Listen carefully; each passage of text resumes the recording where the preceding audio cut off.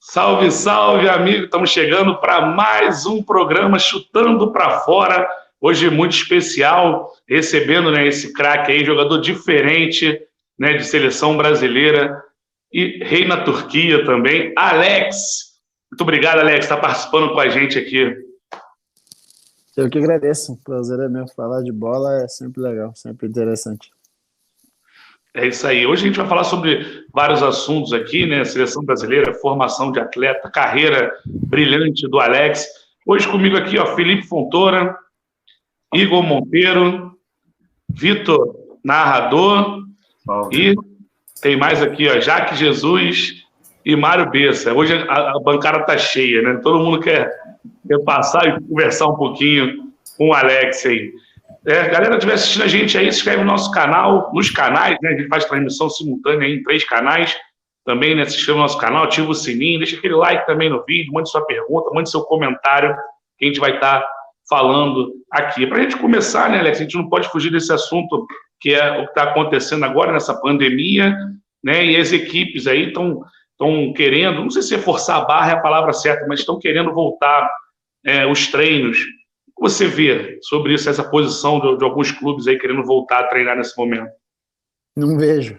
Acho absurdo isso. A gente enfrenta uma pandemia onde os números crescem todos os dias e não vejo lógica nenhuma dos clubes quererem voltar nessa situação. Infelizmente, alguns estão tratando de uma maneira um pouco mais leve, né, já querendo retornar, mas eu, sinceramente, sou muito contra essa situação. Hoje mesmo, alguns jogadores já deram entrevistas aí falando que estão receosos em voltar, né, cara? Que não se sentem seguros em voltar e com toda a razão, né? Não volta, Felipe, né? Se tá receoso, não volta. Exatamente. E já saiu momento, até, né, pessoal aí, que jogador que, né, que pegar o coronavírus, por exemplo, se voltar a treinar, pode até processar o clube, né? Então, uma posição realmente muito difícil para o atleta também, né? Em algum momento vai ter que se posicionar, né? Não vai dar para ficar empurrando com a barriga. Eu espero que nenhum pegue. Mas Alex, ontem mesmo eu já vi represálias a jogadores que se posicionaram e isso é um grande problema. Eu vi direção de clube já chateada porque saiu aquele videozinho com os jogadores se posicionando, etc. Já tem direção que não curtiu muito jogador falando não, né? Esse é um problema. Mas esse é um problema eterno. Futebol, a diretoria da maioria dos clubes não quer que o jogador fale, não quer que o jogador se posicione. Isso não é um caso específico do Covid. Isso ao longo da história a gente já viu várias vezes acontecer. Hoje ainda tem um fator a favor do atleta que se posicionar, que é uma pandemia. Mas tudo que o atleta falar e teoricamente for contra o clube, vai haver represália. Isso é normal, não é uma novidade. Isso sempre aconteceu. É verdade.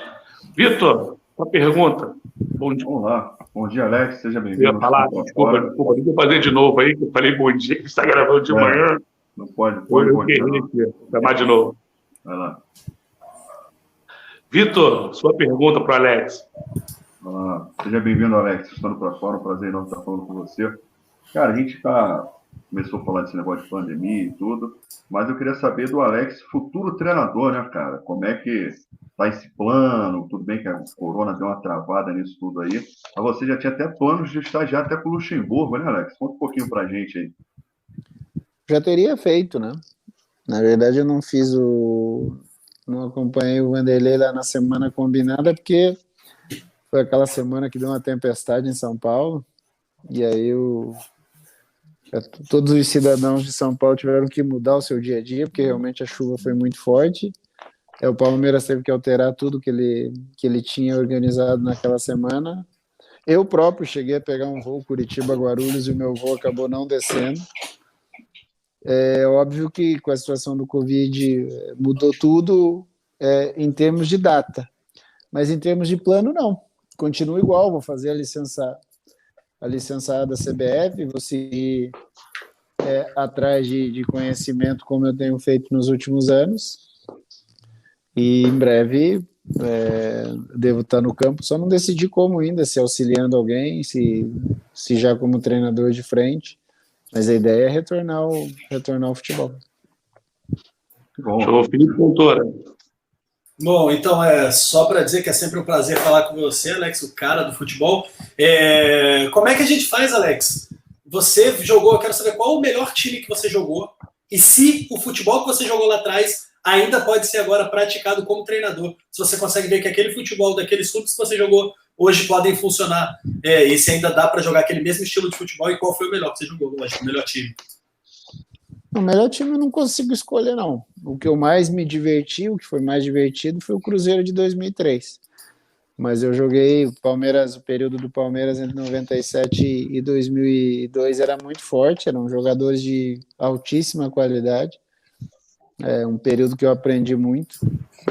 Assim, equipes fortíssimas, equipes que decidiu títulos várias vezes. O nosso time, principalmente o time do Zico na Turquia, era um time muito forte, era um time que encarava qualquer adversário de frente e obteve belíssimos resultados, belíssimas lembranças.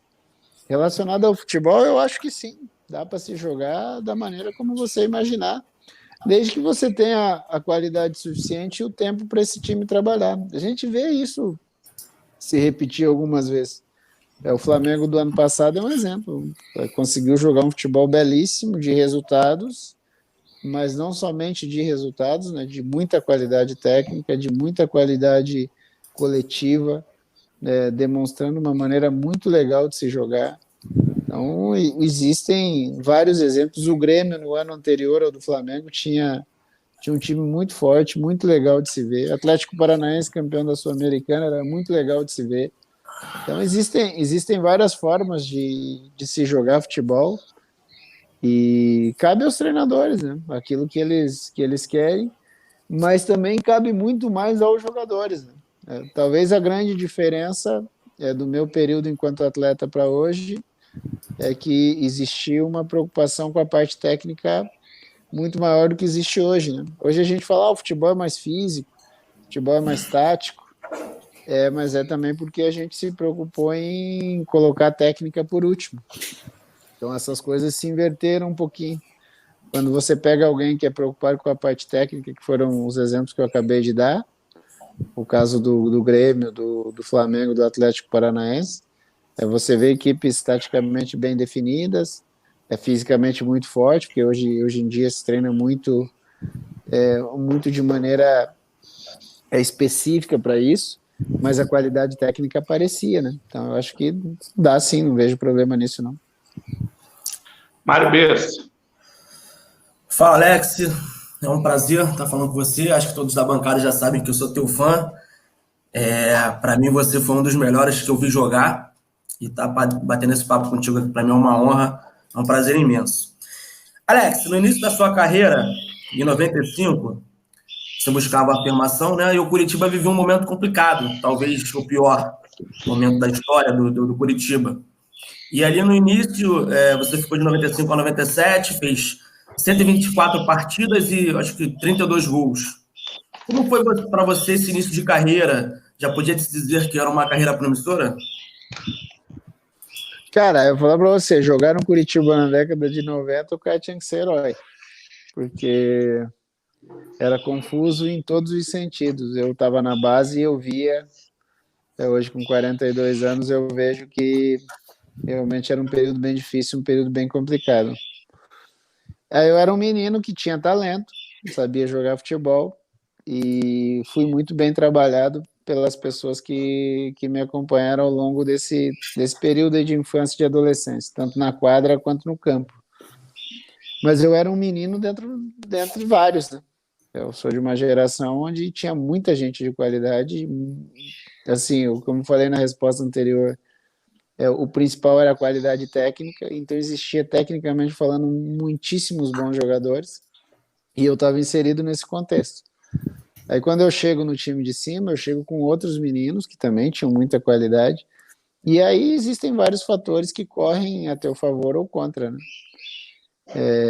E no meu caso correram a favor, porque eu fiz bons jogos, fiz jogos horríveis, Era um período que existia uma irregularidade grande no meu jogo, é normalíssimo, porque eu tinha 17 anos de idade, e eu entendi o contexto todo, entendi aquilo que eu precisava buscar, aquilo que eu precisava fazer para melhorar, e gradativamente eu fui subindo. Mas eu era um dentro de vários, né? Porque realmente era uma geração aí, nascidos entre 73 e 80, de muita qualidade. Jogadores, tecnicamente falando, que se você piscasse, você perderia a tua posição, não só no Curitiba, em qualquer clube, porque realmente existia uma qualidade técnica alta, e aí era aquela coisa, quem entendia o contexto, quem entendia a movimentação que estava acontecendo, seguia, quem não entendia, infelizmente ficava pelo caminho. E eu fiz parte daqueles que entenderam, joguei bem aqui em Curitiba, até acabar tendo a chance de ir para o Palmeiras. Igor. Continuando esse papo, Alex, de Curitiba, como é que você vê a ascensão aí nos últimos anos do Atlético Paranaense, né, campeão da Copa Sul-Americana, campeão da Copa do Brasil, um time que está em progressão, né, para virar um time grande do futebol brasileiro. E como é que você acha que o Curitiba pode fazer para chegar até lá, no mesmo patamar? Vamos por partes. A primeira eu acho normal. O Atlético inicia esse processo, essa mudança lá atrás, na década de 90. Você vê hoje a figura do Mário Celso Petralha, é a mesma pessoa que iniciou o movimento lá em 1995. Eu lembro porque isso acontece depois de um clássico contra nós, no qual eu participei. E lá ele faz promessas, mostra um plano de governança e vai atrás e mantém esse plano. No meio disso aconteceram várias situações, o Atlético chegou a ser vice da América, chegou a ser campeão brasileiro, foi outra vez vice-campeão brasileiro, esse é o lado do sucesso, mas ao mesmo tempo caiu de divisão, foi jogar a segunda divisão, montou um plano de como se trabalhar com a base, montou um plano de transição base profissional, montou um plano salarial para esses jogadores, montou um plano de carreira para os profissionais que trabalham no clube, ou seja, isso tudo existe uma base de organização. E isso nós estamos falando em 2020, uma situação que começou em 1995, ou seja, são 25 anos, em que eles atiraram uma flecha para acertar um certo alvo e conseguiram. No meio disso, existiu altos e baixos, mas a manutenção de ideia seguiu. Voltando para a segunda, entra na ideia do Curitiba, e que é um padrão em vários clubes brasileiros. Normalmente se cria um plano para você proteger o teu mandato. E aí depende do clube, tem clube que tem mandato de 2, tem clube que tem mandato de 3, o mandato do Curitiba é de 3 anos. Normalmente vem uma diretoria e protege aqueles 3 anos. Às vezes você consegue reeleição, até aumenta esse prazo. Mas nunca teve um plano que seja um plano pro clube. Normalmente é um plano do mandato. E nesse plano do mandato, a cada mudança de diretoria, você tem que refazer. E ainda, infelizmente, existe aquela coisa, a ideia não é minha, então não é boa. Então não vou seguir. Vamos mudar tudo. E quando você muda tudo, você dá passos para trás de novo. Aí você fica nessa gangorra. Tem anos espetaculares, você consegue um objetivo aqui, técnico, um outro ali, mas no geral não existe uma linha para ser respeitada. E isso não é um privilégio do Curitiba, né? Isso é um acontecimento que acontece em vários locais, em vários clubes. Então, para o Curitiba atingir um nível maior, ele tem que ter uma ideia a médio e longo prazo. Coisa que em mais de 100 anos o clube, acredito, tenha tido uma vez na década de 60. No mais, era muita proteção de mandato. E aí a gente vê essa coisa, vai lá em cima, tem vitórias boas, anos espetaculares, temporada boa, de repente vai lá para baixo, e vamos trabalhar que daqui a pouco tem eleição de novo, e assim as coisas vão rodando, vai passando ano após ano. E aí independe de nome. A gente poderia citar vários nomes, mas as ideias são muito, muito parecidas, são ideias a curto prazo. E eu acho que não cabe mais isso, não tem mais espaço para isso. O Alex, você acha por que a gente hoje no Brasil, a gente não tem tantos craques, né, tantos jogadores acima da média como tinha há uns anos atrás? Pô, essa discussão vai longe. Essa discussão vai longe por vários fatores, né? Por exemplo, quando a gente vai lá atrás, a gente tinha a rua, a gente tinha a praia, a gente tinha o futsal, a gente tinha educação física na escola. O jogador, ele nascia feito, e quando chegava no clube, os treinadores davam uma lapidada naquilo que chegava. Com a perda da rua, com a diminuição da praia, e com o afastamento do futsal, e em vários estados, com a perda da educação física, cada vez menos você pratica menos futebol. Isso vale para os outros esportes também. Imagine a gente criança, quantas horas esporte a gente tinha natural, sem regra, sem ninguém para separar time, era uma coisa natural. A gente perdeu. Então, de uns anos para cá, a gente a gente começou a aprender a formar jogador. Então, a nossa escola de formação de jogador, ela é jovem ainda. A gente não tem uma padronização ainda. A gente não tem um entendimento do que é bom. Hoje existe uma discussão grande de que maneira é melhor treinar. De uma maneira mais analítica, de uma maneira mais sistêmica, coisa que a gente nunca se preocupou lá atrás. O nosso empirismo falava muito alto, e a nossa história é empírica. E num dado momento, alguém disse que esse empirismo não servia. Tem um filme bem legal, que acho que chama Ginga, que é a história do Pelé na Copa de 58, que o Altafine chega para ele no vestiário e fala: cara, eu preciso daquele Pelé da rua, aquele que me enfrentou descalço, porque era uma transferência do que ele tinha na rua e levava para os estádios. E a gente perdeu isso. Então a gente ainda é novo nessa situação indoor. Então hoje, por exemplo, hoje tem escolinhas de futebol. Quando na década de 80 e 90 você ouvia falar em escolinha de futebol? Nunca. Não tinha isso. Entendeu? E futebol era democrático. O futebol jogava o baixinho, o gordinho, o altinho, o cara que tem a perna torta, como tinha o Garrincha, como tinha o Rivaldo, jogava. Hoje em dia, a primeira coisa que você vai fazer num clube, você vai fazer exame. O cara vai olhar a perna e fala: puta, o cara tem a perna torta, será que consegue jogar? Então a gente ainda não descobriu um modelo a ser seguido. E nisso o europeu está na nossa frente, porque o europeu já tinha essa organização indoor, principalmente pelo inverno pesado dele, já tinha essa preocupação indoor, já tinha a preocupação em ser organizado para matar esse empirismo, que não era só brasileiro, era sul-americano, porque o argentino também tinha aparecido, o uruguaio tinha aparecido, o colombiano tinha aparecido, e a gente vai lá buscar o empirismo desses caras, e vai juntar na nossa organização e a gente se ajusta. E a gente, infelizmente, está no meio do caminho. A gente foi lá roubar uma organização e tirou esse empirismo nosso que a gente tinha. Então, quem consegue fazer isso de uma maneira mais equilibrada, obtém sucesso. E a gente vê alguns casos ainda que consegue essa mistura, né? Mas eu ainda acho que a gente é jovem na questão formação de jogador. A gente ainda está descobrindo a melhor forma de fazer com que isso chegue. Aproximamos o futsal, tiramos o futsal, o futebol de rua, como tinha antigamente, não vai ter mais, porque as cidades invadiram.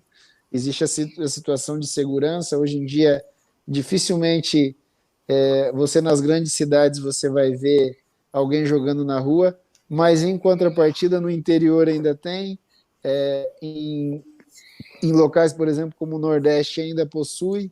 Então essa é muita coisinha para a gente descobrir e traçar uma linha. A gente ainda é novo nessa situação, ainda não, a meu ver, ainda não descobriu.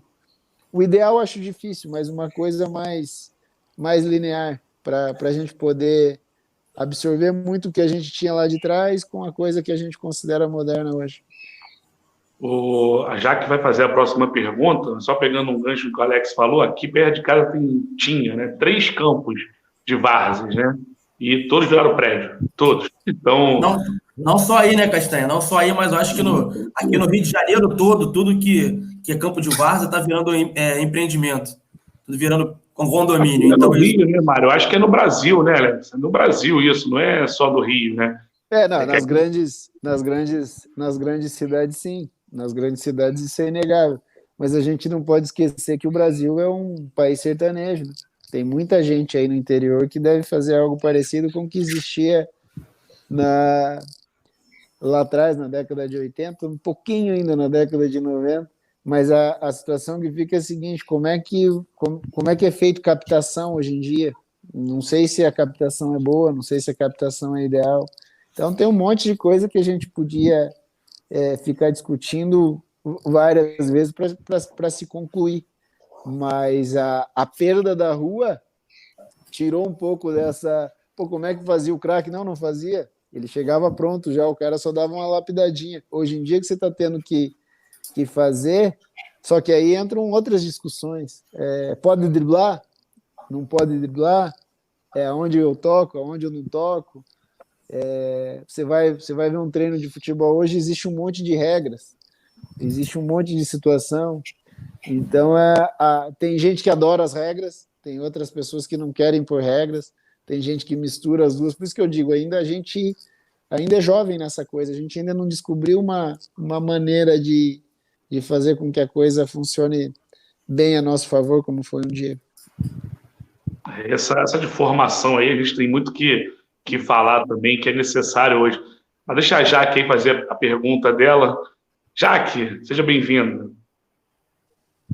Olá, Alex, é um prazer estar aqui falando com você. Seja bem-vinda aqui no programa Chutando para Fora. Você e todos também que nos assistem.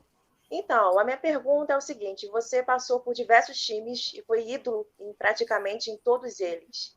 Diferente no Flamengo. Eu queria saber de você, o que faltou para você render no Flamengo e conseguir também ter uma bela passagem, como você teve em outros times? Essa pergunta é boa, mas basicamente o que faltou no Flamengo foi tempo. Eu assinei com o Flamengo em agosto de 2000 e tinha um contrato que ele iria até julho de 2001.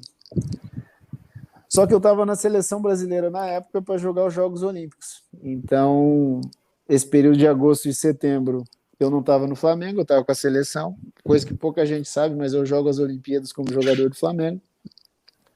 E me apresento no Flamengo em outubro. E fico no Flamengo, especificamente, de fato, outubro e novembro. Eu jogo no Flamengo 12 jogos. Então, quando eu chego no Flamengo, o Flamengo já está mal no Campeonato Brasileiro, está tentando um processo de se recuperar, não se recupera, coisa não acontece, não vai bem. Faço 2 jogos pela Mercosul, do qual a gente também não caminha na competição. E aí eu fui mal, realmente eu fui muito mal, joguei abaixo do que eu poderia jogar. Mas, ao contrário, também é verdadeiro. Num bom nível, jogou Petkovic e Juan. O restante do time, todos eles, após esse momento, jogaram melhor do que nesse período do Flamengo. E aí, quando acaba o Campeonato Brasileiro, que era aquele período que classificavam os 8 times, a gente acaba não classificando. O finalzinho eu já jogo num nível melhor, que são os 2 últimos jogos, Corinthians em São Paulo e Vitória da Bahia no Maracanã. Inclusive são os meus únicos gols com a camisa do Flamengo, 2 no Pacaembu e 1 na Vitória contra o Vitória. E aí o Palmeiras tinha ganho a Copa dos Campeões 6 meses antes, que naquele período dava a vaga para jogar a Libertadores. Eu recebo um telefonema do Palmeiras perguntando qual era a minha situação, se eu queria retornar para jogar a Libertadores de 2001. E aí eu falo que eu tenho um problema porque eu era emprestado pelo Parma para jogar no Flamengo. E o presidente do Palmeiras falou o seguinte: não, com o Parma eu acerto se você acertar a tua situação com o Flamengo. Eu levei a proposta para o Edmundo, que era o presidente do clube na época, e expliquei para ele: presidente, não foi bom, não está legal, foram 12 jogos em que a coisa não aconteceu, e o principal, vocês não me pagam, eu não recebi nada no Flamengo. Do dia que eu assinei em agosto até o dia da minha conversa com o Edmundo. Então isso já tinha dado agosto, setembro, outubro, novembro, era dezembro. Eu não tinha recebido R$1. E o Edmundo falou assim: Alex, vamos fazer um acordo então. Você abre mão de 100 mil e eu te libero. Falei, não tem problema, eu não estou preocupado com o dinheiro, até porque existia uma cláusula no contrato que se o Flamengo não bancasse, o clube italiano, que era o detentor do passe, teria que pagar. E o Flamengo se calçava muito nessa situação. Aí eu abro mão desse valor, dos 100 mil, e acabo retornando para o Palmeiras, porque o Palmeiras acertou a outra parte com a Parmalat.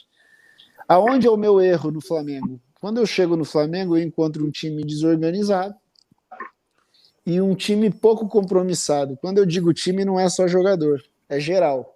É diretoria, é comissão técnica. E é um período onde está todo mundo desanimado. E eu entro nessa onda, então eu treino menos, eu treino baixo, coisas que normalmente eu fazia nos outros clubes que eram situações a mais para eu poder me aprimorar. Eu começo a fazer no final, quando eu começo a treinar umas bolas paradas com o Pet. Então eu vejo um clube que eu falo, puta, não vai funcionar. Eu lembro da minha primeira concentração no Flamengo, que eu tomei um susto. Eu ia jogar contra o Botafogo, que foi a minha estreia. Então, os clubes que eu joguei, como funcionava? Acabava o treino, a gente entrava num ônibus e ia pro hotel. Esse dia acabou o treino, eu entro no ônibus, tem 4, 5 jogadores, eu pergunto pro Moser, eu falei, Moser, cadê o time? Aí o Moser, não, aqui funciona assim, os caras vão para casa, da casa vão pro hotel e se encontram no hotel e aí começa a concentração. Falei, tá. Cheguei no hotel, estamos lá jantando 7, 8 jogadores, acaba a janta e tinha jogador que não tinha chegado ainda. Aí eu falei assim, pô, isso aqui tá, a meu ver, não funciona desse jeito. Então, assim, por que não deu certo? Por que não foi igual a outros times? Porque eu não tive tempo. O time que eu joguei menos tempo foi o Cruzeiro. Foi 2 anos e pouco. Então, no Flamengo, eu fiz uma conta esses dias aí, com um amigo meu. De Flamengo, eu não tive 50 dias. Mas em outras oportunidades, você foi procurado pelo Flamengo para tentar voltar a jogar de novo? Eu conversei com o Bandeira em 2012, no meu retorno da Europa. O Bandeira explicou as ideias que ele tinha para o Flamengo, como é que ele imaginava o Flamengo dentro de um período ali para frente. Eu agradeci, porque para mim foi uma surpresa, né? Eu não esperava aos 35 anos receber uma consulta como aquela. Agradeci e expliquei para ele, olha, o meia que você está procurando não sou eu, porque eu não vou me aproveitar disso. Quem vier para o Flamengo agora, nesse momento, tem que ter menos idade para que ele participe desse processo, que vai ser um processo um pouquinho mais longo, e quando o Flamengo se tornar o Flamengo que o senhor está me contando aqui, eu já vou ter parado. E eu fico feliz porque tudo aquilo que ele me falou aconteceu realmente com o Flamengo, e foi exatamente como eu imaginei. Eu já tinha parado porque a minha idade, com o tempo que o Flamengo imaginava, não bateria. E hoje acontece isso com os jogadores veteranos que estão no Flamengo.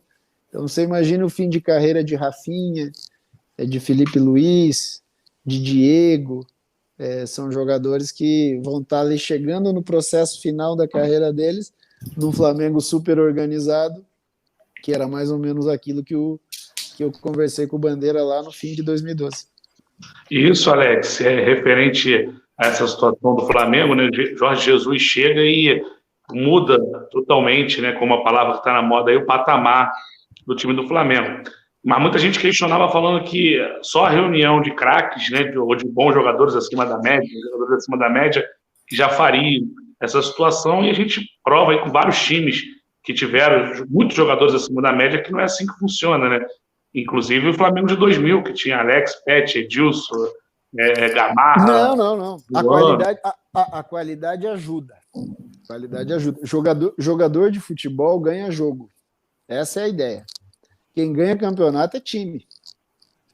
E quando eu digo time, começa com o presidente do clube. Perfeito. Até o roupeiro. Eu coloco o roupeiro como o menor da estrutura, mas abaixo do roupeiro tem mais gente. Tem a tia da cozinha. Se isso não funcionar, é frescura. Não é frescura, faz falta. O jogador, ele participa disso. Tem jogador, eu conheço jogadores que ganham muitos jogos, que ganharam muitos jogos ao longo da vida dele.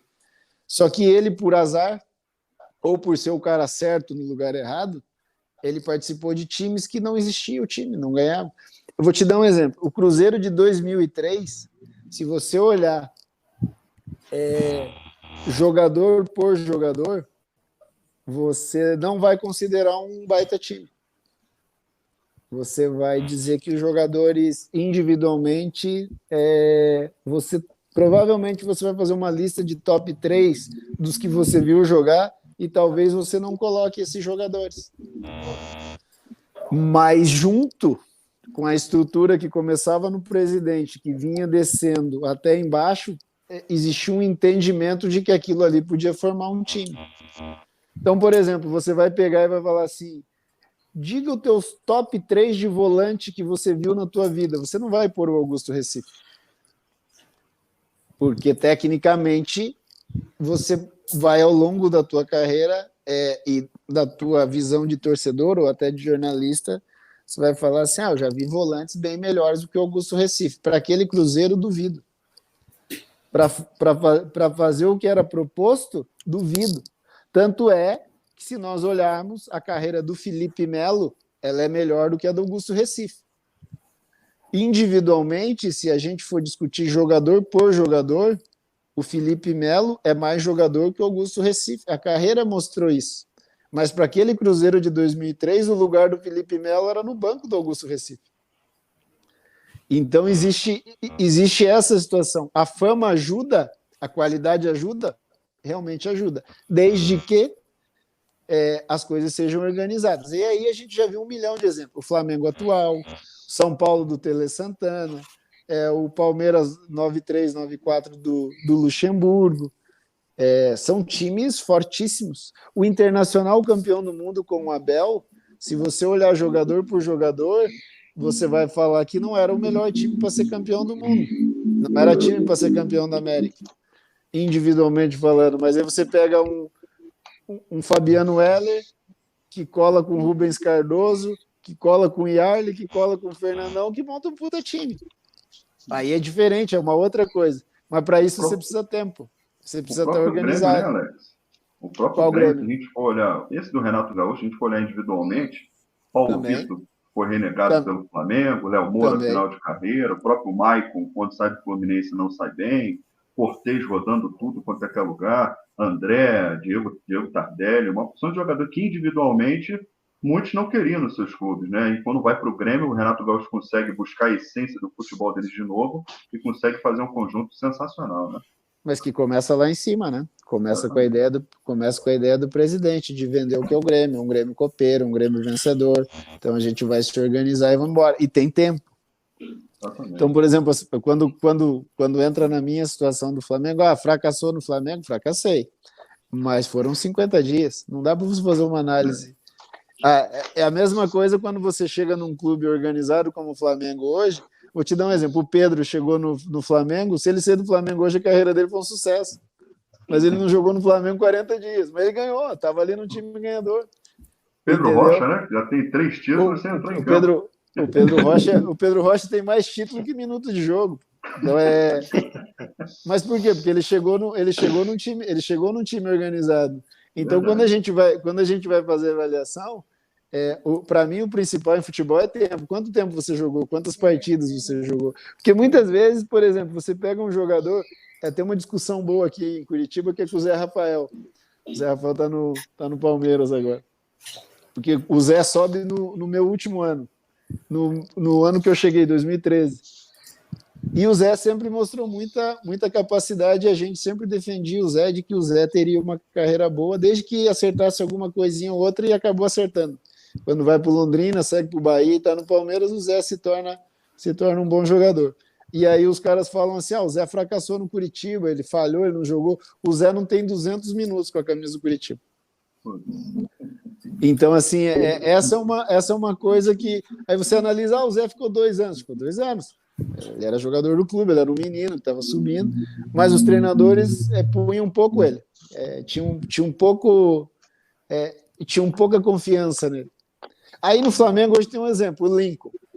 O Lincoln, nas categorias de base, considerado um fenômeno, muito bom jogador, vai ser muito bom jogador. Vai jogar no Flamengo? Acho difícil. Não pela qualidade dele, mas por quem está na frente dele. Hoje tem na frente dele o Pedro, e aí tem os dois que jogam, o Bruno Henrique e o Gabigol. O Lincoln, daqui 5 anos, ele pode falar que a carreira dele foi um sucesso no Flamengo? Aí tem duas formas de ver.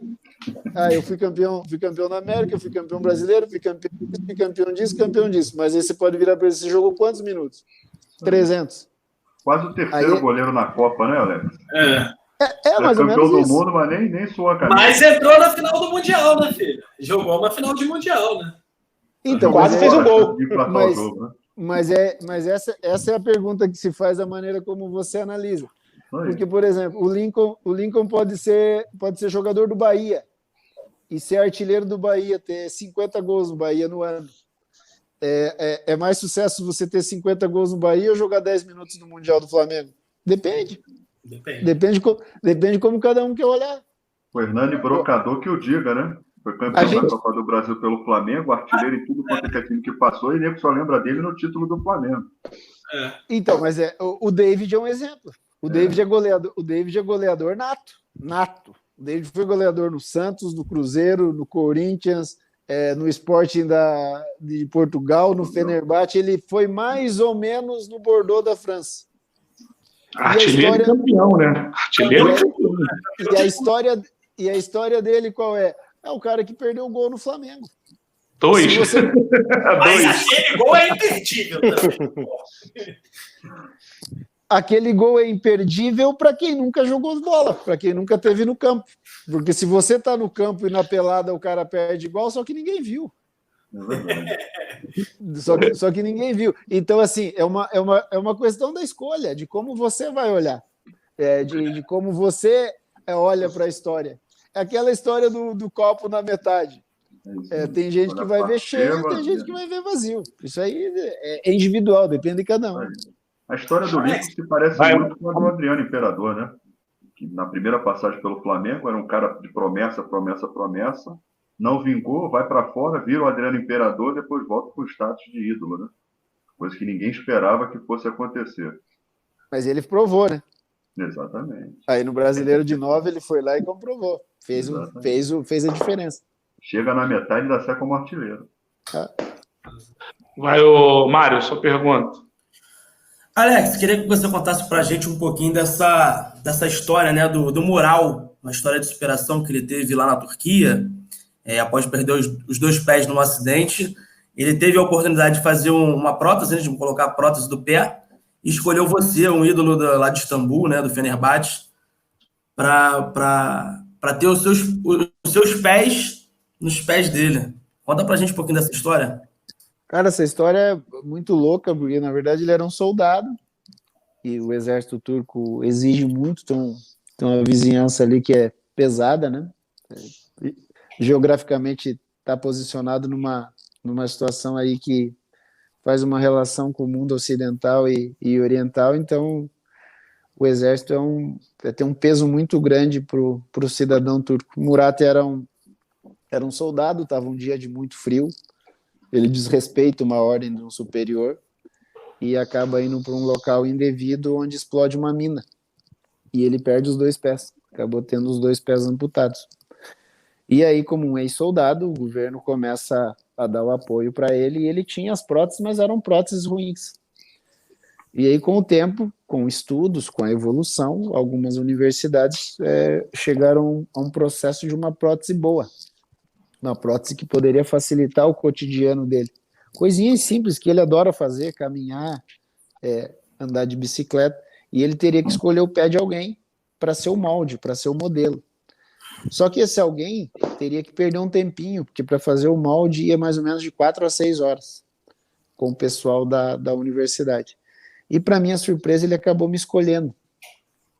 E qual era a minha participação nisso? Só oferecer a eles essa situação desse tempo que eu acabei de citar, entre 4 e 6 horas. Organizamos um dia com o clube, fizemos no centro de treinamento um dia de concentração.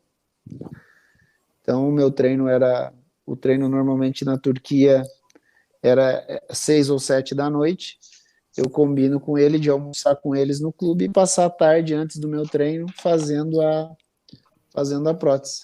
Então, o pessoal da universidade chega lá, os alunos, os doutores, eles chegam com um isopor, com material parecendo sorvete, e eu tinha que ficar com os meus 2 pés dentro desse material, e eles iam controlando ali através de uns eletrodos que eles colocaram em mim. E aí, após esse tempinho, eles tiram o molde do meu pé e acabam fazendo a prótese que ele usa hoje, né? O pé ficou idêntico, com as mesmas imperfeições que tem meus pés. Meus tornozelos são judiados, eles são grandes, são inchados, então a prótese está muito parecida. E hoje ele ganhou essa qualidade de vida para ele, de caminhar, de pedalar. Então temos aí uma relação para o resto da vida. Primeiro porque ele me escolheu, depois porque eu acabei me colocando à disposição e porque o pé ficou perfeito, né? Ficou uma coisa muito boa que ofereceu para ele uma qualidade que, infelizmente, antes ele não tinha e acaba tendo, e hoje realmente é uma história muito legal. Muito legal mesmo, muito legal. Felipe Fontoura.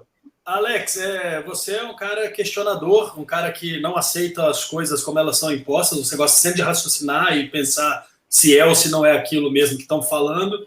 Eu queria saber o que por ser um cara de tanta posições firmes e etc., o que é ótimo, pessoas que saibam se colocar, isso é muito legal. O que você ganhou na vida e o que você perdeu por ser um cara que não aceita as coisas com muita tranquilidade, que precisam te explicar para você entender se é válido ou não. O que você ganhou e perdeu por isso? O que eu ganhei foi respeito. O que eu perdi, eu nunca parei para pensar, não, até mesmo porque eu nunca me preocupei se eu estava ganhando ou perdendo. Eu fui educado para respeitar as pessoas e respeitar os locais onde eu teria a possibilidade de estar e trabalhar para que eu fosse respeitado. E foi assim que eu cresci na minha vida. Quando eu estava no Curitiba, eu tinha um sonho de jogar no Curitiba e ser respeitado por aquilo que eu conseguisse fazer. E foi assim no Palmeiras, e foi assim no Cruzeiro, foi assim aí no Flamengo, foi assim lá na Turquia. Eu nunca joguei para vou ganhar dinheiro, nunca joguei para eu vou ser artilheiro do campeonato. A minha ideia era o seguinte: um dia eu vou parar, porque isso aqui não é eterno, eu sempre tive essa consciência. Agora eu tenho que ter as portas abertas para voltar um dia. E a minha maior satisfação hoje, pós-jogador de futebol, eu parei em 14, em dezembro agora vai fazer 7 anos que eu parei, é que aquilo que eu imaginava eu consegui. Então, por exemplo, eu adoro quando eu vou no Atlético Mineiro, por exemplo. Eu não tenho relação nenhuma com o Atlético Mineiro, mas eu sou respeitado ali porque eu respeitei as pessoas quando foram meus adversários. O mesmo vale para o Atlético Paranaense, para São Paulo, para Corinthians. Eu tive uma surpresa muito grande na Turquia quando eu recebo o convite de Beşiktaş e Galatasaray. Isso para mim é muito satisfatório. Então, assim, eu não acredito. Se eu perdi, cara, eu sinceramente nem percebi, porque nunca foi a minha preocupação o ganhar ou perder. Muito pelo contrário, a minha preocupação era agregar, e agregar eu em respeitar vocês e vocês me respeitarem. E muito mais como pessoa do que como jogador, porque como jogador, cara, tem gente que adora, acha que eu joguei bola pra caramba. Tem outros que acham que eu fui uma mentira.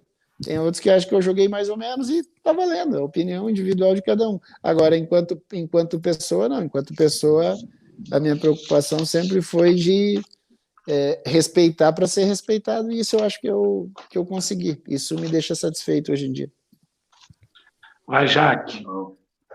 Alex, você foi muito questionado por não ter ido na Copa de 2002. Hoje, na sua análise, você acha que para ser convocado para a seleção brasileira são os melhores em atividade ou os preferidos do treinador? Não é hoje. Isso é desde a Copa de 30. Vão os preferidos do treinador.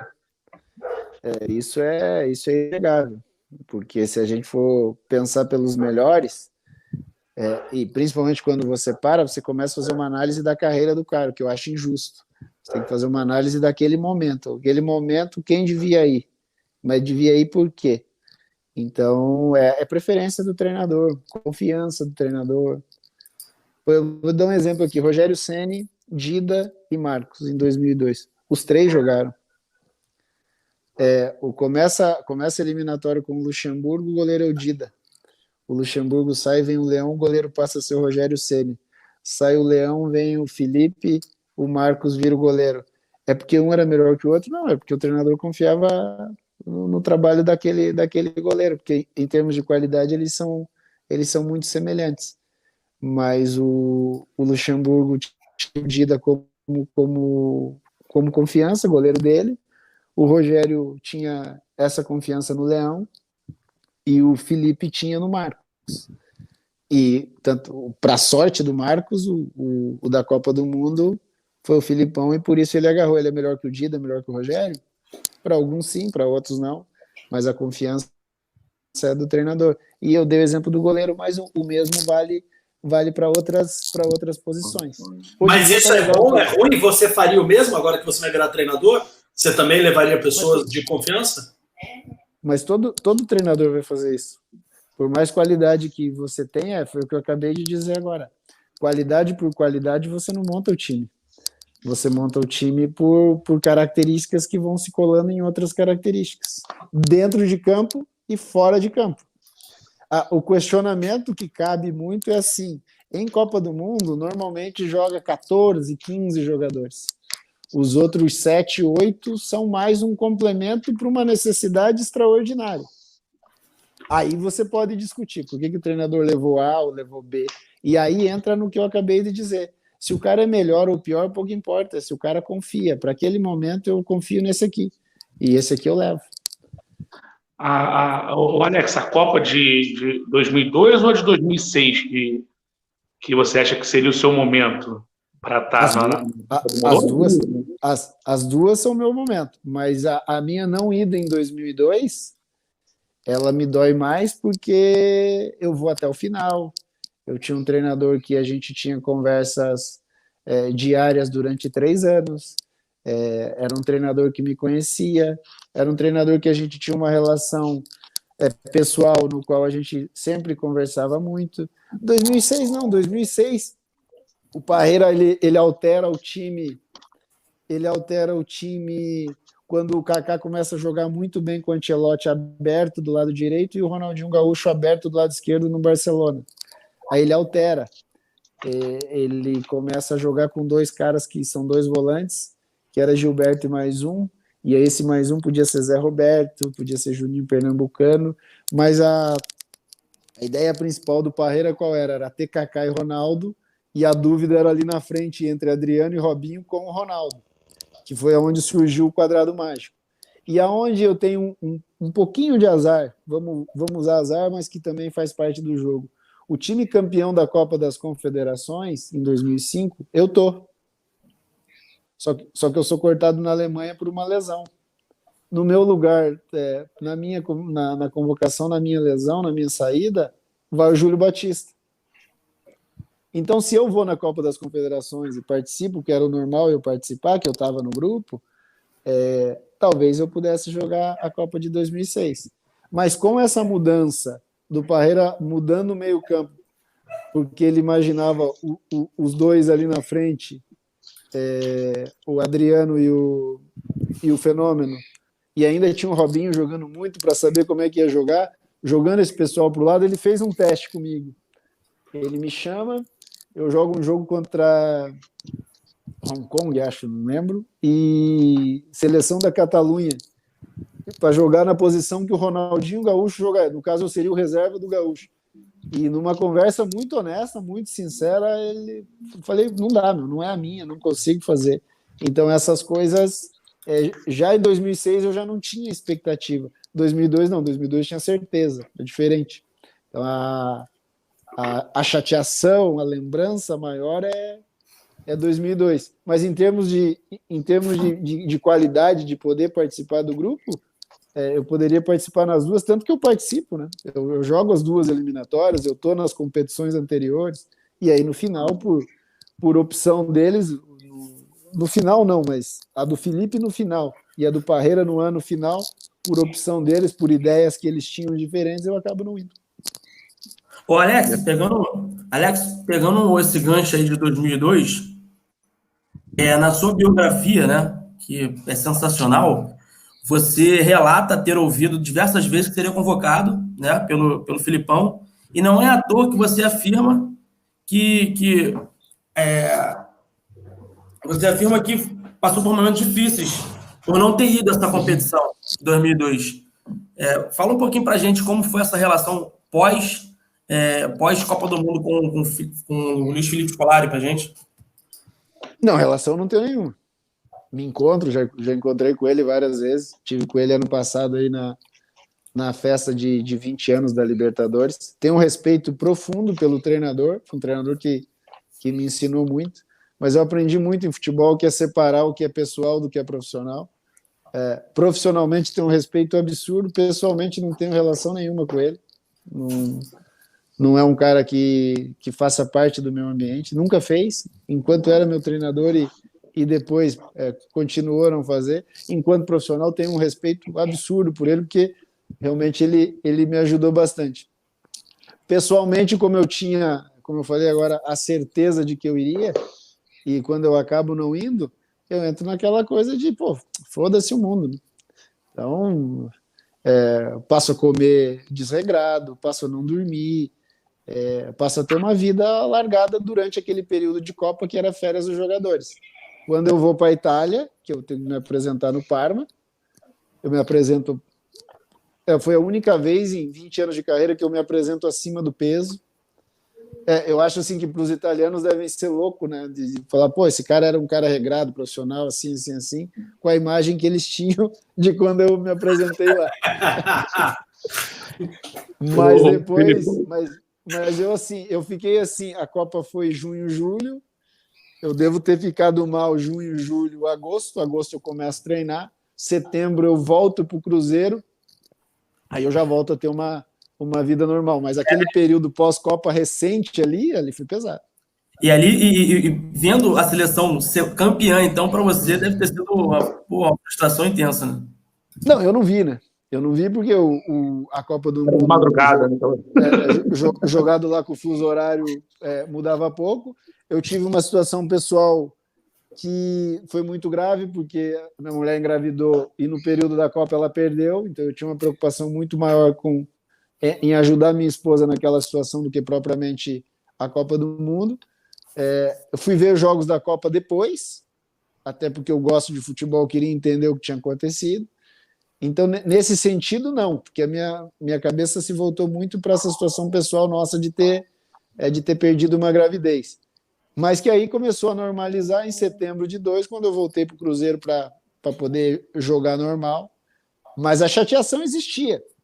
Depois, com o tempo, você aprende você conversa aqui, conversa ali, junta uma peça aqui, outra peça ali, e fala, deu, já passou, já aconteceu, não tem mais retorno, vamos embora, vamos tocar em frente. Mas você vê que loucura, né? Imagina se você tivesse ido para a Copa e tua mulher passasse por esse problema. Olha que loucura também, como as coisas se encaixam perfeitamente. Total. Mas assim, se eu vou à Copa do Mundo, eu posso não ter passado por esse momento, eu posso não ter ido à Turquia, eu posso não ter jogado 2003.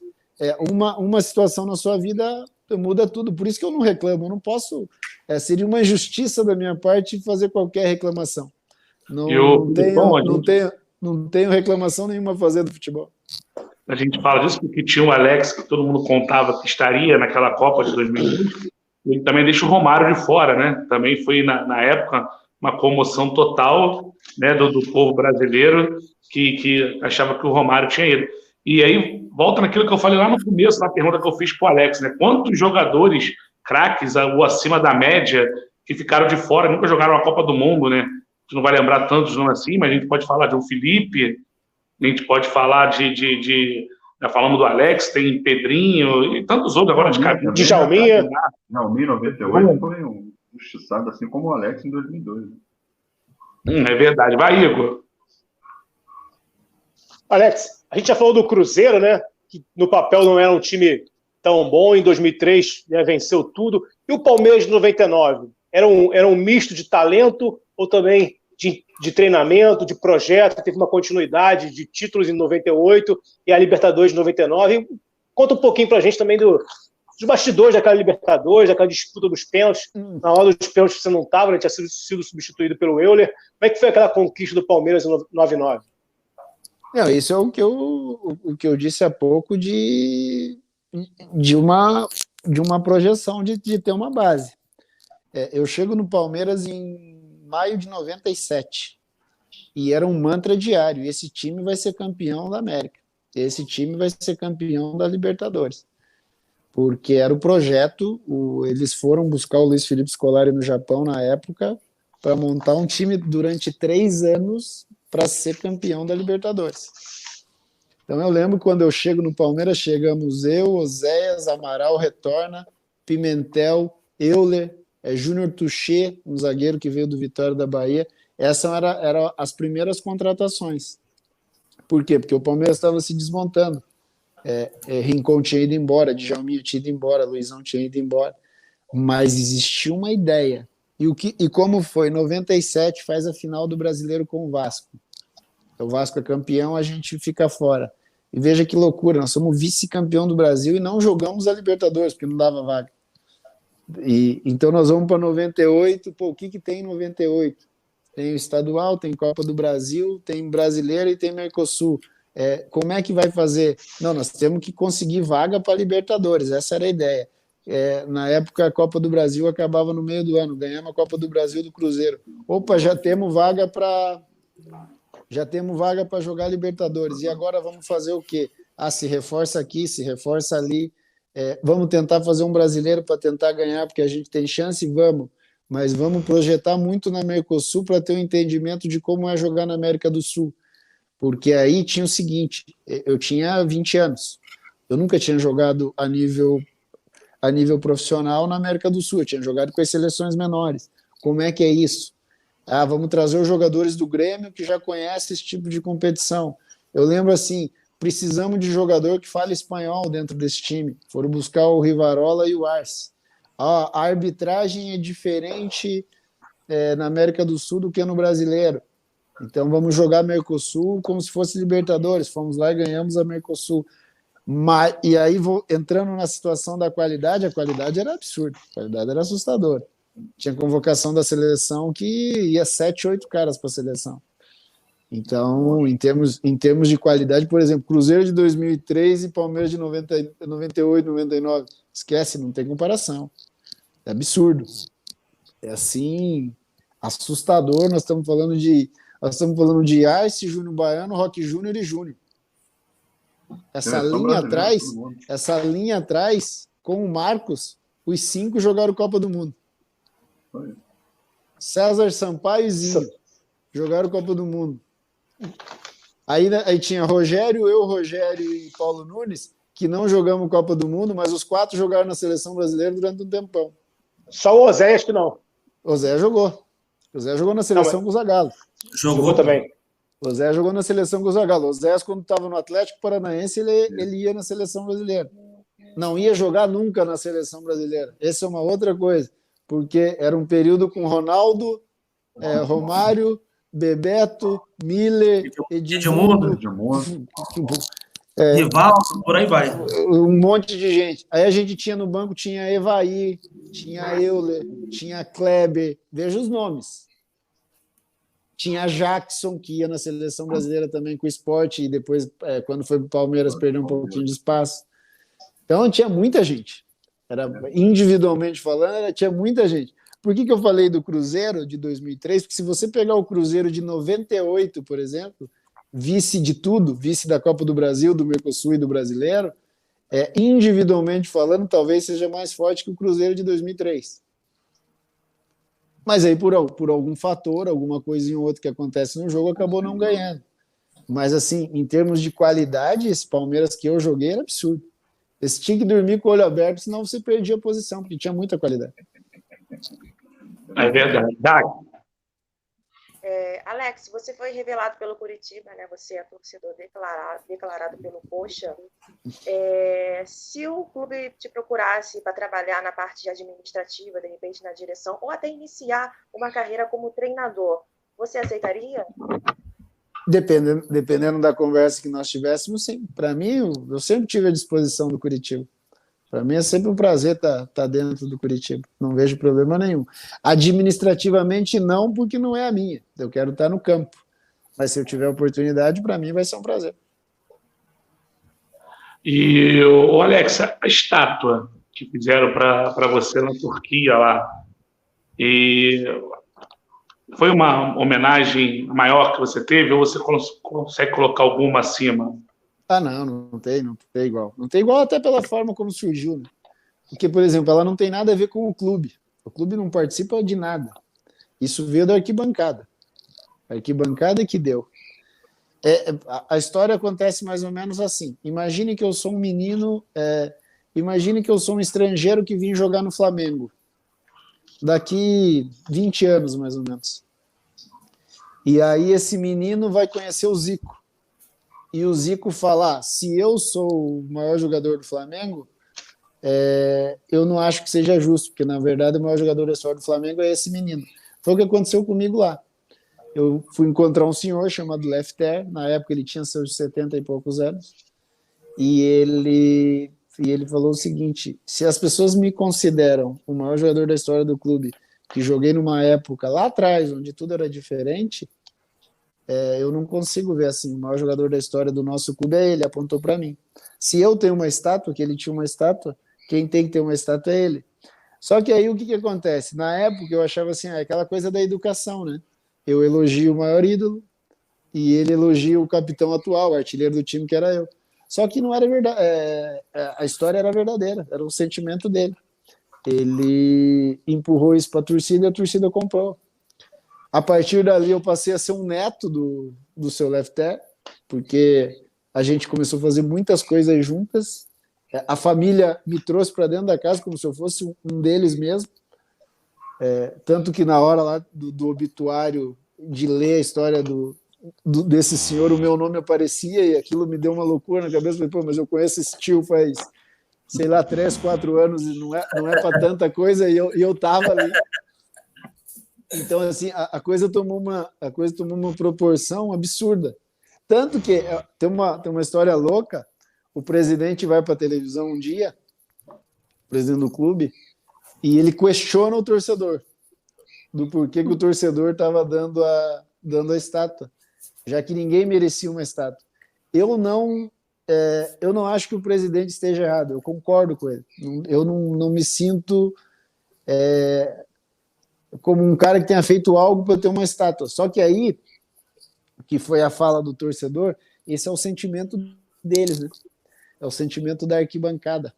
Por isso ele se torna maior. O clube não tem nada a ver com a história, e é um sentimento que surgiu numa conversa com um ex-jogador, o maior jogador da história do clube, o Lefter, que tem a estátua dele, que por coincidência as nossas estátuas estão numa praça, a 50 metros do estádio, um de frente para o outro, que começa com ele, o torcedor abraça e acaba fazendo o que, assim, com certeza é a maior. E se você me perguntar qual a motivação disso, eu, sinceramente, passados aí já quase 8 anos, eu não concluí ainda o que eu tenha feito de diferente para chegar nesse nível.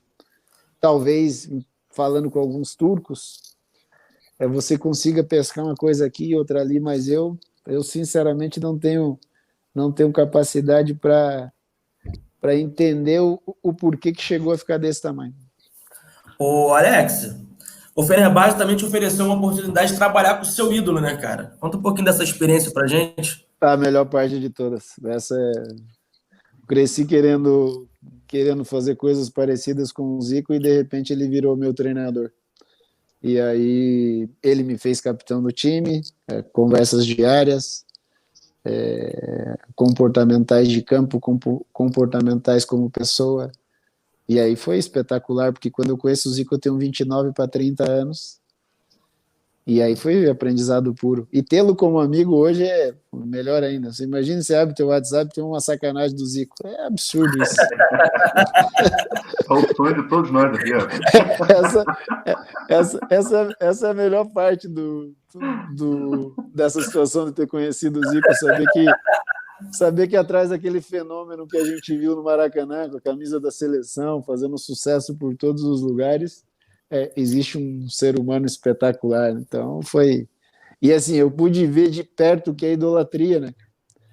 Muito das coisas do meu comportamento relacionado à idolatria eu aprendi com o Zico, porque a gente viajava, cruzava japoneses nos aeroportos, e aquela loucura, é óbvio que japonês é diferente de turco, né, na maneira do tratado, lidar, mas aí você começa a entender grandes nomes da música, grandes nomes do cinema, tudo parando para reverenciar aquele que um dia tinha sido 10 da imaginação. Depois é fantástico, assim, foram 2 anos maravilhosos. E fora isso, deu resultado, né? É o melhor período do Fenerbahçe na história.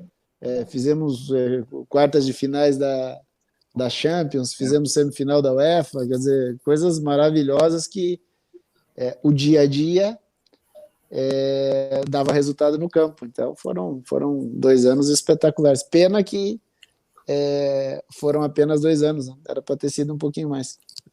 Aí, Zico, queremos você aqui com a gente também, pelo amor de Deus. Ídolo nosso também.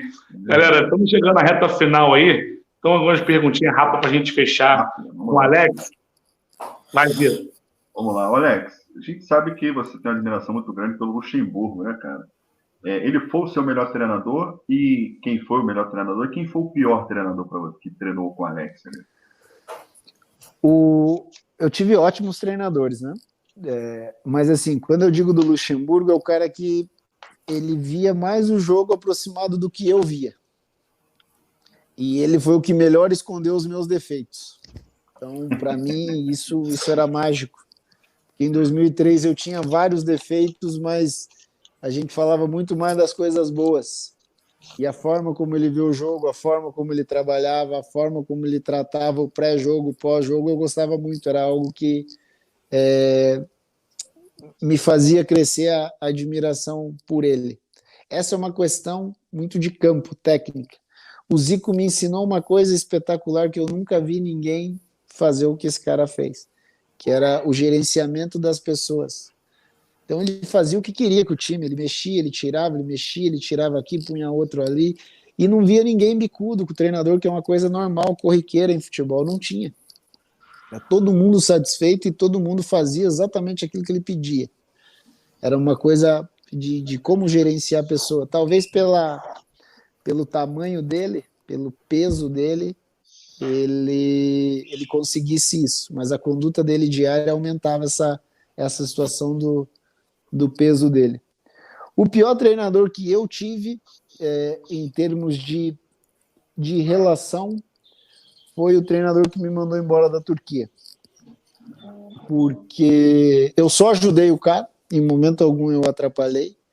Ele era um treinador que trabalhava muito pouco várias questões que são importantes ao time, e de repente ele, por qualquer razão que eu também desconheço, até hoje não sei o que houve, ele acaba me dispensando da maneira como dispensou. E como eu falei no meio do nosso papo, eu sempre separo muito a parte profissional da parte pessoal. Esse cara, pessoalmente, eu conheci muito pouco. Trabalhei com ele 4 anos e a gente nunca sentou e perguntou: e aí, meu, quantos filhos você tem? Você é casado? Eu não sei nada do cara. É meramente profissional. E com aquilo que era a máquina que o Fenerbahçe tinha, financeira, de estrutura, eu acho que a gente podia mais, que se desejasse mais. Então, nesse sentido, eu considero que ele tenha feito, com aquele nosso time, um trabalho que poderia ter sido melhor. O Alex, você falou do ídolo, né, o Zico, e que você jogou? Um jogador que você destaca que jogou do seu lado? Há vários, mas se eu tivesse que escolher um, César Sampaio. César, quem teve a oportunidade de ver, jogou muita bola no Santos, jogou muita bola no Palmeiras, jogou bem na seleção brasileira. Liderou vestiários pesadíssimos, 93, 94 no Palmeiras, o nosso de 99. Não era simples ser capitão de vestiários assim. Então, realmente, se eu tivesse que escolher alguém, seria o Sampaio. Alex, gols mais bonitos. O que você pode destacar aí na sua carreira dos gols mais bonitos de tantos que você fez? Não, fiz alguns. Fiz alguns bem bonitinhos, por sinal. Alguns é sendo modesto, né? Eu fiz Palmeiras e São Paulo, é o mais bonito, no Rio São Paulo de 2002. 2003, no Cruzeiro, eu fiz gols bonitos, o da final da Copa do Brasil contra o Flamengo no Maracanã. Tem uma placa aqui por conta disso, né? Um contra o Fluminense. Pô, esse do Fluminense é sensacional, cara. Porra. Um contra o Fluminense que, para mim, é o mais difícil que eu fiz na minha carreira, de execução, muito difícil. Não tinha espaço para nada. Você nem olhou. Não é algo que você treina, não é algo que você vai lá para o campo e faz. É algo que simplesmente passa pela tua cabeça e você faz. E a execução foi perfeita. Eu fiz um gol Palmeiras e Guarani em 2001, que eu saí driblando todo mundo. Eu fiz um gol de bicicleta na Turquia, muito legal. Na Turquia tem gols assim, que são gols diferentes. Mas assim, eu fico muito mais com os gols, eu gosto mais dos gols, de coisas que eu treinava, porque eu acredito muito no treino. Então, por exemplo, tem um gol Curitiba e Londrina, final do primeiro turno de 2013, que era uma coisa que eu fazia com os goleiros nos treinos, e os caras falavam assim, você não vai fazer isso no jogo? Eu falei, vou, claro que vou. Porque eu acredito nisso. Então eu ameaçava fazer todo o movimento que ia soltar um chute forte, que atrasava o meu movimento e só rolava. Se o goleiro fosse no meu movimento, ele acabava tomando gol. Se ele não fosse no meu movimento, eu passava vergonha, porque ele podia dominar e sair jogando. Mas normalmente o goleiro se prepara para o movimento, né? E aquela coisa de tipo tenista, vou esconder o golpe até o final. Então eu fiz, o goleiro era o falecido Danilo, que faleceu no voo da Chape, ele era o goleiro do Londrina. Mas assim, os que ficaram mais na memória, assim, eu acho que é o Palmeiras e São Paulo e os gols do Cruzeiro de 2003. Da Turquia vocês teriam que buscar, porque eu vou falar o nome dos times, talvez vocês não conheçam, mas eu tenho uma lista aí de uns 3 gols bonitos. Na Turquia era cada então, já teve vários gols bonitos, fala o mais importante, então, aí é mais fácil de falar. Ou não, né? Eu acho que na verdade é o mais difícil. Para mim, eu sempre brinco o seguinte, que o mais importante é o primeiro, porque sem ele eu não teria feito os outros. Né? O primeiro foi duro, porque eu estreiei em abril e o primeiro só saiu em junho, quer dizer, a bola batia na trave, passava perto, eu perdia gol e falava, não é possível, fazia tanto gol no juvenil e no júnior, não é possível não fazer um gol no profissional. Então o primeiro foi importante. Ô, Alex, fala pra gente, faz um time ideal, um Alex mais 10. Qual seria esse? Não consegue? Já fiz esse exercício várias vezes. Uma coisa que eu brinco muito com o Djalma quando a gente vai fazer o programa é a respeito disso. Fala aí, Djalma, um lateral esquerdo que você gosta. Um só. Aí ele vai falar. Aí eu falo, tá bom, vou aumentar. Fala 3. Não consegue, é muito tempo jogando, com muita gente boa. Eu sou um felizardo, porque eu joguei numa geração fantástica, né, cara? Eu peguei uma geração de jogadores maravilhosos, tecnicamente maravilhosos. Eu joguei com jogadores brasileiros, sul-americanos, central-americanos, joguei com jogadores europeus, joguei com jogadores africanos. Tem um lado do mundo que a gente fala pouco, mas que os caras jogam muito bem futebol, que é o leste europeu. Os caras têm muita qualidade. E eu joguei com jogador iugoslavo, e aí pode ser qualquer um daqueles tantos países que a Iugoslávia virou. Eu joguei com jogadores poloneses, que os caras tinham muita qualidade. Eu acho legal quando os caras falam, o Lewandowski é da Polônia, como é que sabe jogar? Senão tem muito jogador polonês que joga muita bola. Então é difícil de você escolher. Na verdade, eu me sinto um felizardo de ter jogado com tanta gente boa, a favor, junto e contra, porque às vezes você joga contra e fala, caramba, esse cara é bom mesmo. E eu joguei numa geração de jogadores maravilhosos. O Alex, para a gente fechar, a importância do futsal. Seu filho joga futsal, né? Joga. Para mim, 1000%. A UEFA colocou uns gols meus esses dias aí no Twitter, 2 dias atrás, e aí eu ainda brinquei. Falei, veja, 85% são lances de futsal, o domínio, o controle, a saída, o aperto. Eu costumo dizer que o futsal te dá armas para você resolver problemas no campo. Então eu era um cara que eu tinha as minhas dificuldades, que não eram pequenas, eram várias, mas eu tinha armas que foram dadas pela quadra para eu poder resolver os meus problemas. Então, eu, por exemplo, eu nunca tive velocidade nas pernas, mas a velocidade estava no raciocínio. E essa velocidade do raciocínio foi a quadra que me deu. Então, eu sou um defensor do futsal, sou um amante do futsal na formação. E quanto mais crianças puderem jogar, sempre melhor. Você jogou até que ano? Até qual idade, Alex, futsal? Até 17. Estreiei no time. Aqui no Rio de Janeiro? Eu estreiei no time principal e no outro dia quase que eu joguei um jogo do Metropolitano ainda. Aqui no Rio de Janeiro, as equipes de camisa, né, os times grandes, não investem mais no 15 e 17, né? E toda a formação, né, que eles fazem aqui até o 13 é toda direcionada para o campo. Eu acho que eles não apostam muito que no 15, no 14, 15, 16 ainda pode sair jogador muito bom. E eu tenho alguns exemplos, que eu fui treinador, sou treinador, e tem muitos jogadores que passaram comigo no Sub-15, por exemplo, que hoje estão no profissional, jogando até fora do Brasil, e alguns espalhados aí pelo Brasil também. E tem o próprio menino que, às vezes, ele não tem característica para jogar campo, né? Ele pode ser salonista de bom nível. Então, é uma discussão boa também, um tempo que leva um tempo, mas eu sou muito a favor. Quanto mais armas você oferecer ao jogador, melhor. E a quadra te oferece armas a cada segundo do jogo acontece alguma coisa que você tem que resolver. Mas essa é uma outra discussão. Tem gente que defende, tem gente que é contra, tem gente que gosta dos dois, tem gente que acha que vai até o momento, mas abrir mão do futsal eu acho uma besteira absurda.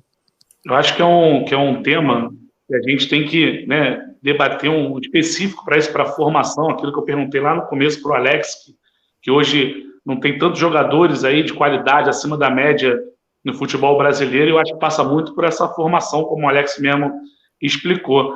Então, Alex, já deixa aqui o convite para futuramente você estar voltando aqui para participar com a gente, porque tem muita história para contar e muita... falar com propriedade, né, sobre formação. Você que também está estudando, fazendo o curso da CBF, se preocupa muito, já vi entrevistas suas, até agora recentemente você fez uma live com o PC, né, que o PC de Oliveira, aí, que é um dos maiores treinadores de futsal, né, e você falando da importância lá do futsal desde pequeno, onde seu filho joga, que ele recebeu convites de outro time, mas, né, que só com o intuito de ser campeão, mas que você queria, né, a formação dele, né, fundamentos, né, e isso é muito, muito importante, né, Alex? Não tenha dúvida. Acho que o mais importante para jogar futebol é você ter conhecimento do que está fazendo. Então você usa daquilo que você sabe, daquilo que é um dom teu, que a natureza te deu, com o agregar dos conceitos. E a quadra te dá muito conceito. E são conceitos que você consegue depois levar pro campo. Então eu sinceramente não consigo ver uma formação de um atleta sendo 100% sem a quadra. A quadra te oferece muita arma para você resolver problema. Porque, na verdade, o grande X do futebol é o jogador resolver teu problema. O treinador não resolve nada. O treinador organiza uma estratégia. Mas quem organiza, quem resolve o teu problema é o jogador. Uma das coisas mais loucas que eu sempre ouvi foi o seguinte: fulano deu um nó tático no Beltrano. Mas o jogador deu um drible e desmontou todo um esquema que ele tinha montado. O jogador foi dar um passe e falhou no gesto e numa atravessada tomou o gol. O jogador, por uma falta de concentração, não fez a cobertura que estava planejada, acabaram tomando gol. Ou seja, tudo passa pelo jogador. A montagem, a ideia é do treinador e da sua comissão, mas a execução é do atleta. E quanto mais armas ele tiver para que ele vai falhar, alguém no jogo vai falhar, senão vai ser 0-0. É para que ele falhe o mínimo possível. Então, quanto mais informação e informação boa, informação saudável, mais armas o atleta vai ter para executar bem aquilo que for montado. É isso aí. Galera, o papo está muito bom. Vamos agradecer demais aqui a participação do Alex, né? Como eu falei, enriquecedor a gente escutar, né? tudo isso que o Alex falou para a gente e muito mais outros assuntos que a gente podia estar debatendo aqui e perguntando, mas o tempo não deixa. Então, agradecer demais, tá, Alex? Muito obrigado mesmo, e já deixa aqui o convite para, como eu falei, para futuramente aí, quando o futebol voltar, de repente você pode estar participando com a gente novamente, para a gente debater mais sobre isso aí, sobre o futebol brasileiro, sobre o Flamengo. Quem vai parar o Flamengo esse ano aí? Será que tem alguém? A gente debater bastante. Valeu, Alex. Obrigado, tá, pela sua participação. Valeu, pessoal. Um abraço e sucesso para vocês.